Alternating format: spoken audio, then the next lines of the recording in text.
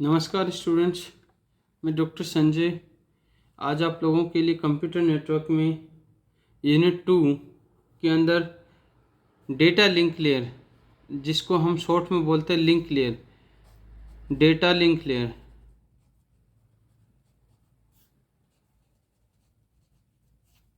के बारे में लेके आया हूँ। जो फर्स्ट यूनिट में हमने पढ़ा था फिजिकल लेयर के बारे में, ईथरनेट के बारे में, कनेक्टिविटी के बारे में, L1 लेयर के बारे में, उसके बाद में दूसरी जो लेयर L2 लेयर जो होती है वो होती है डेटा लिंक लेयर। तो डेटा लिंक लेयर के बारे में हम सारा डिस्कस करेंगे।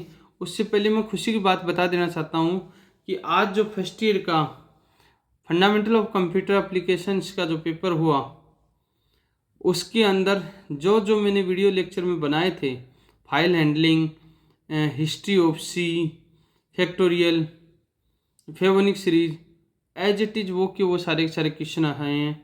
तो ज़्यादा से ज़्यादा आप लोग मेरे लेक्चर को फॉलो कीजिए, लाइक कीजिए, कमेंट कीजिए और सब्सक्राइब कीजिए। हम डिस्कस करते हैं फ्रेमिंग इन डेटा लिंक लेयर। फ्रेमिंग होता क्या है? ये एक यूनिट होती है डिजिटल ट्रांसमिशंस की, जो पर्टिकुलर किसी भी कंप्यूटर नेटवर्क के अंदर, टेलीकम्युनिकेशन के अंदर एक फ्रेम के रूप में किसी भी डेटा को पैकेट्स और एनर्जी के रूप में हम एक लाइट एनर्जी यूज में लेते हुए सोर्स टू डेस्टिनेशन हम ट्रेवल करवाने का काम करते हैं। इसके अंदर जो लोअर लेयर होता है वो फिजिकल लेयर होता है, अपर लेयर जो होता है वो नेटवर्क लेयर होता है, और इसके बीच में जो लेयर होता है वो डेटा लिंक लेयर होता है। इसके अंदर हेडर, पैकेट, ट्रेलर, ये सारी की सारी चीज़ें होती हैं। तो हम देख लेते हैं कि किस तरीके से क्या क्या चीज़ें होती हैं। Frame are the unit of digital transmission, particularly in computer networks and telecommunications. Frame are comparable to the packet of energy called photons. In the case of light energy, frame is continuously used in time division multiplexing process. Time division multiplexing process. Now, the framing is a point-to-point connection between two computers or devices consisting of a wire in which data is transmitted as a stream of bits. However, these bits must be framed into discernible blocks of information. Framing is a function of the data link layer. It provides a way for a sender to transmit a set of bits that are meaningful to the receiver. Ethernet token rings, frame relay, and other data link layer technology have their own frame structures. Like frame have header that contains information such as the error checking codes. किस तरीके से वो check करता है? Suppose one is the physical layer, last layer L1 layer, another one is the network layer L3 layer, और this is the data link layer L2 layer. So जब particular किसी भी फिजिकल लेयर से कोई भी data transmit हो रहा है नेटवर्क लेयर के लिए, तो ये मिडिल लेयर का काम करती है डेटा लिंक लेयर। इसके 3 पार्ट होते हैं। एक होता है हेडर, दूसरा होता है पैकेट्स जिसके अंदर डेटा सेंडर से रिसीवर तक ट्रांसफ़र किया जाता है, और तीसरा होता है ट्रेलर।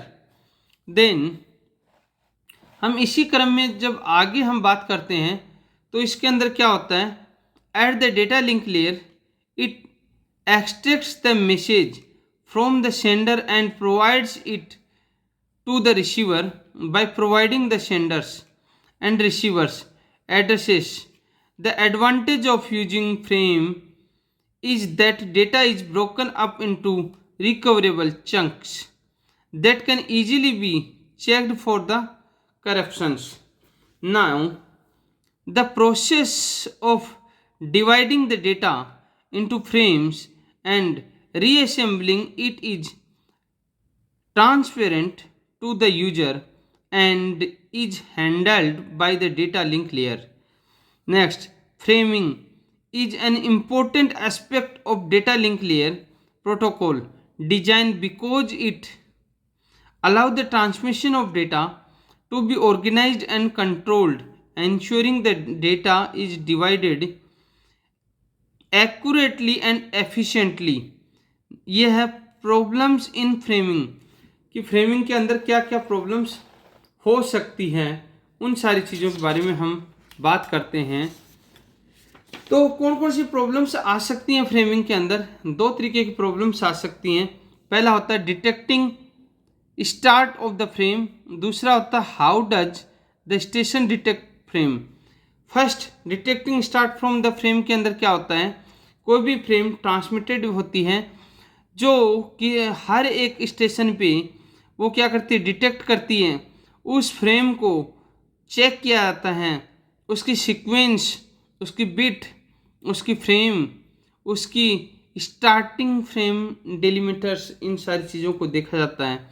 दूसरा, किस तरीके से स्टेशन को चेक किया जाता है, तो इसके अंदर क्या होता है कि एक लिंक होता है जो स्टार्टिंग फ्रेम डेलिमीटर्स को चेक करता है, पैटर्न तैयार करता है, सीक्वेंशियल सर्किट के रूप में चलता है, और एसएफडी स्टार्टिंग फ्रेम डेलिमीटर्स को डिटेक्ट करता है और वो उसको एक सर्किट स्टेशंस के रूप में क्रिएट करता है, और फाइनली उसको एक्सेप्ट करते हैं, रिजेक्ट करते हैं। तो सबसे पहले हम बात करते हैं detecting start of the frame. When a frame is transmitted, every station must be able to detect it. Station detects frame by looking out for a special sequence of bits that makes the beginning of the frame SFD starting frame delimiters. Next, how does the station detect a frame? Every station listen to link for SFD pattern through a sequential circuit. If SFD is detected, sequential circuit alerts station check destination address to the accept और reject frames. Next होता है detecting end of frames. when to stop reading the frame, जब कोई भी frame reading से रुक जाती है तब इन सारी चीज़ों को वो डिटेक्ट करता है। नेक्स्ट हम बात करते हैं टाइप ऑफ फ्रेमिंग। कितने टाइप की होती हैं? दो तरीके की होती है, एक होती है फिक्स साइज फ्रेमिंग, एक होता है variable size framing. Fix size framing के अंदर क्या होता है कि एक पर्टिकुलर फिक्स्ड बाउंड्री प्रोवाइडेड होती है उस फ्रेम्स की, जिसके अंदर डिलीमीटर्स एक एक्ट करता है जो फ्रेम की साइज को डिटेक्ट करता है। Fix size, the frame is of fix size and there is no need to provide boundaries to the frame. The length of the frame itself act as the delimiters. Next, drawback, इसका क्या drawback हो सकता है? It suffers from the internal fragmentation if the data size is less than the frame size. Solution क्या होता है? Padding का। Variable size क्या होता है इसमें? In this there is the need of define the end of the frame as well as the beginning of the next frame to this can be done in two ways. दो तरीके से ये होता है।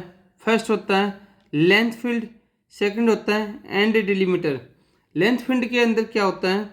We can introduce a length field in the frame to indicate the length of the frame used in Ethernet 802.3।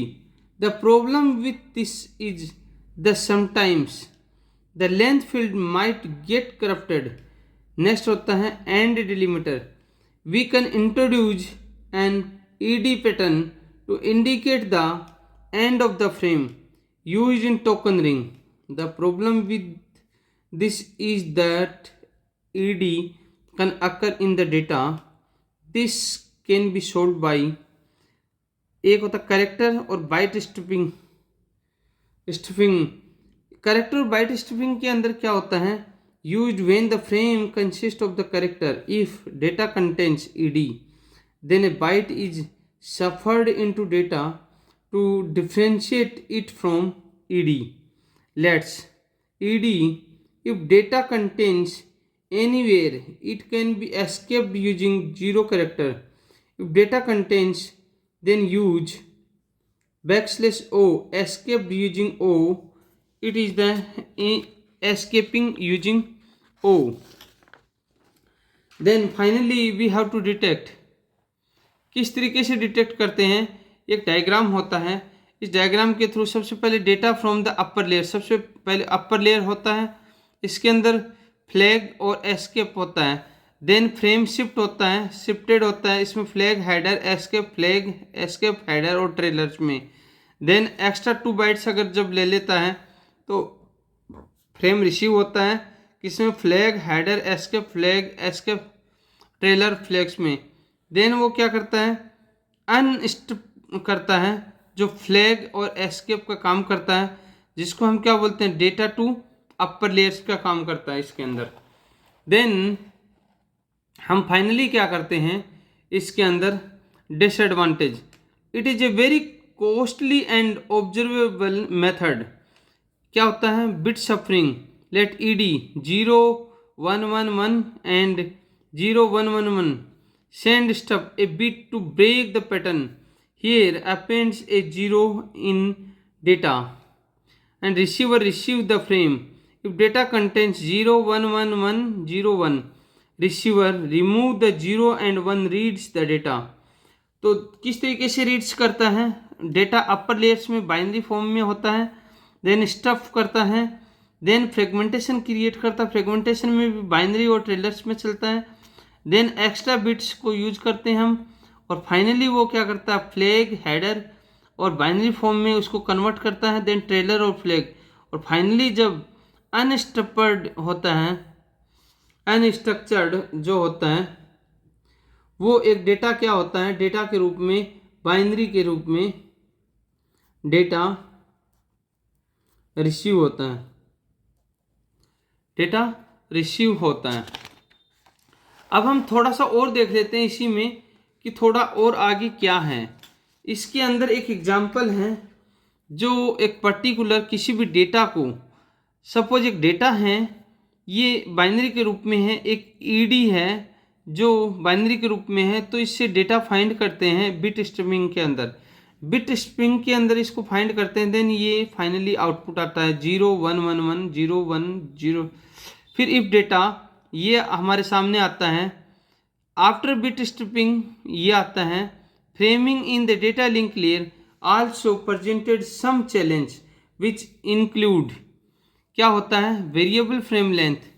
किस तरीके की variable frame length होते हैं, the length of the frame can vary depending on the data being the transmitted which can lead to inefficient in transmission. To address this issue, protocols such as the HDLC and PPP use a flag sequence to mark start end of each frame।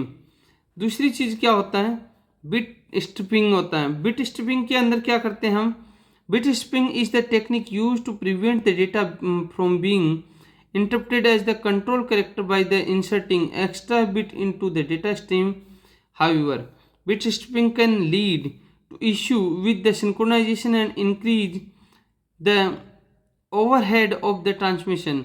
Synchronization is the critical to ensure that the data frame are transmitted and received correctly. However, synchronization can be challenging, particularly in high speed network where frame are the transmitted rapidly. एक होता है error detection, एक होता है efficiency. Error detection के अंदर क्या होता है, data link layer protocol use the various technique to detect error in the transmitted data such as the checksum and CRC. However, these techniques are not foolproof and can miss some type of errors. Efficiency एक होती है, efficiency used to available bandwidth is critical for ensuring that data is to transmitted quickly and reliable. However, the overhead associated with framing and error detection can reduce the overall efficiency of the transmissions data. तो ये था आपका framing. अब हम next lecture में लेके आएंगे error detection and correction in data link layer. तब तक आप लोग मेरे साथ बने रहिए, सेफ रहिए, सुरक्षित रहिए। और आप लोगों को अगर मेरा लेक्चर अच्छा लगे तो लाइक कीजिए, कमेंट कीजिए, शेयर कीजिए, सब्सक्राइब कीजिए। और अगर आपने कर लिया तो अपने दोस्तों की डिवाइस से भी सब्सक्रिप्शन कीजिए। नमस्कार।